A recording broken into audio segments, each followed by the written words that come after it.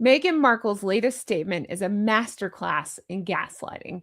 She preaches child safety by design on the global stage while voluntarily feeding her children's images to the exact digital machine she condemns, all while trying to claim moral superiority through flimsy, faces obscured loophole.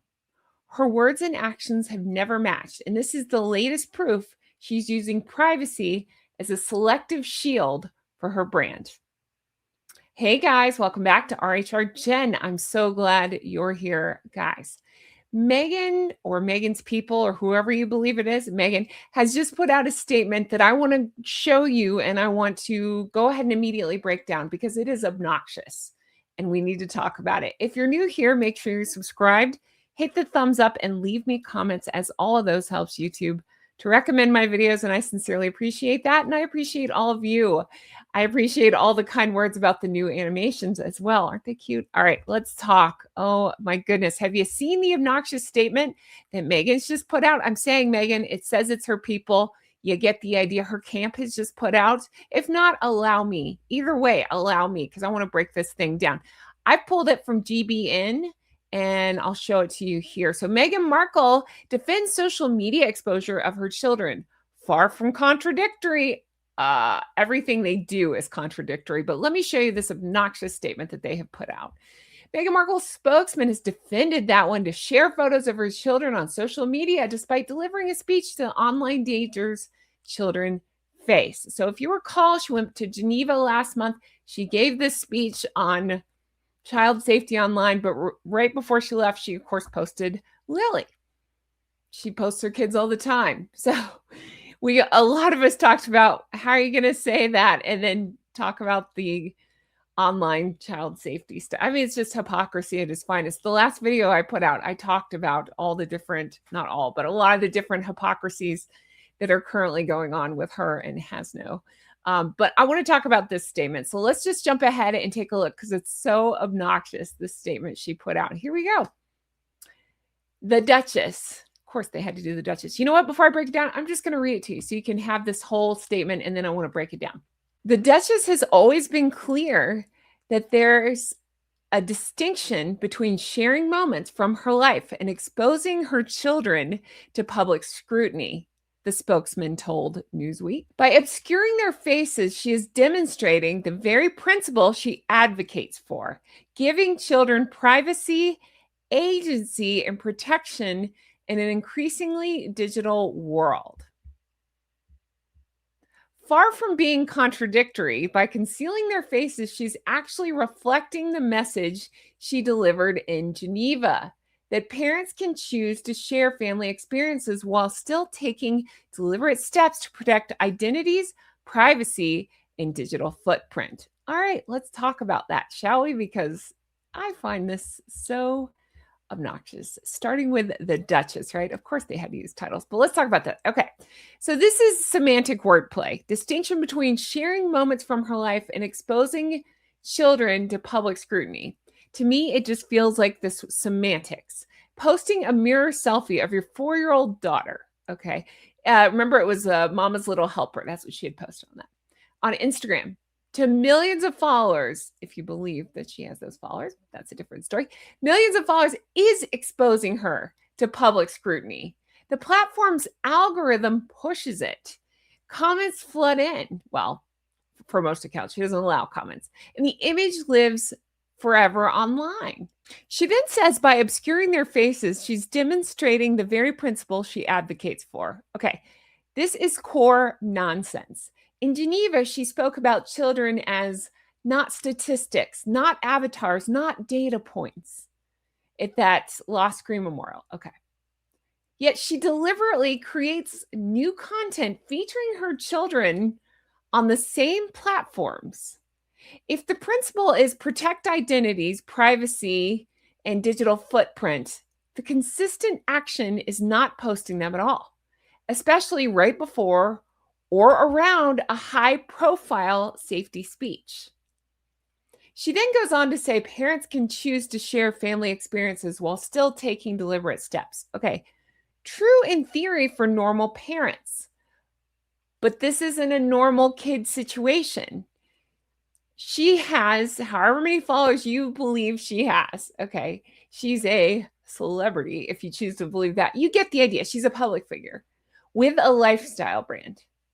She's married to somebody that is prominent, that comes from a prominent family, we'll say. Millions of followers, and a history of weaponizing these privacy narratives. Her deliberate steps, they're cosmetic, while she gains engagement, sympathy, and brand promotion. It's do as I say, not as I monetize, as per usual. But it's a pattern of selective privacy. Harry has publicly warned the dangers of social media and AI while they talk about AI possibly exploiting the kids' images, but yet photos keep appearing, sometimes with faces visible.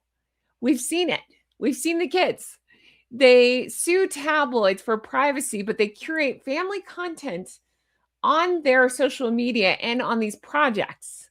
We've seen them.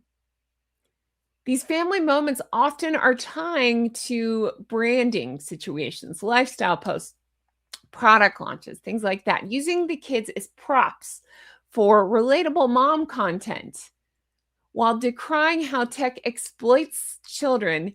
It's peak contradiction.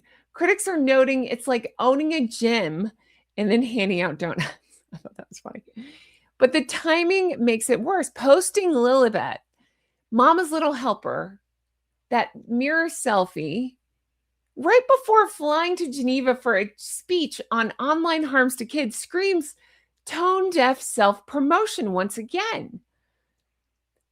They've done photo ops with other kids. We've seen that often. That's so bizarre to me. She's usually, when they're doing vacations, I refuse to call them any kind of tour because they are just vacations. When they go on these vacations that they publicize, they're holding on to other kids. We just saw it at the children's hospital. Where was their privacy? Where was that? But they're trying to pretend like they're shielding their own kids, but they're doing photo ops with other people's kids. It makes it even weirder to me. There are multiple instances of sharing the kids, from Easters to birthdays to, on the beach, things like that, while campaigning this online safety, mental health, and media intrusion. The spokesman's statement, or Meghan's statement, whatever you believe, is damage control for a reoccurring issue. It's not a one-off. So it's just hypocrisy. Thy name is Markle all over again. She herself, in her speech, said, children are not products. They're not experiments. They're not expendable. And safe by design, not safe by chance. But posting your kids as an accessory, as she often does, she can't have them be the focus, they're the accessories, right? Right before saying this, makes the words sound scripted for applause, for attention. It's not the way she actually lives. I think that obscuring their faces, she's trying to exploit some sort of loophole. It's not protection. It's still creating a digital footprint when they are too young to consent. Algorithms, they identify kids via context, clothing, location, and hair, things like that. AI tools can reverse engineer or deepfake from partial images, the very risks that Harry is warning everybody about. And by the way, that's another hypocrisy. I just want to underline an exclamation point. They're screaming about these risks, and yet she has, as I understand it, recently partnered up with that one-off, I think it's called one-off, company that's AI to identify what clothing she's wearing so she can try to make some money off of it. So again, rules for thee, not for me. So she's profiting off that. So it's okay then. She's using the kids as a promotional tool. So that's okay. It's everybody else that it's not okay. I think most parents do prioritize agency and digital footprint. And we simply don't post our kids. But again, she's free to do this, but you can't be surprised by backlash when people call you out for the complete hypocrisy. I think it's just more do as I say, not as I monetize. She frames this as thoughtful parenting. Parents can choose deliberate steps.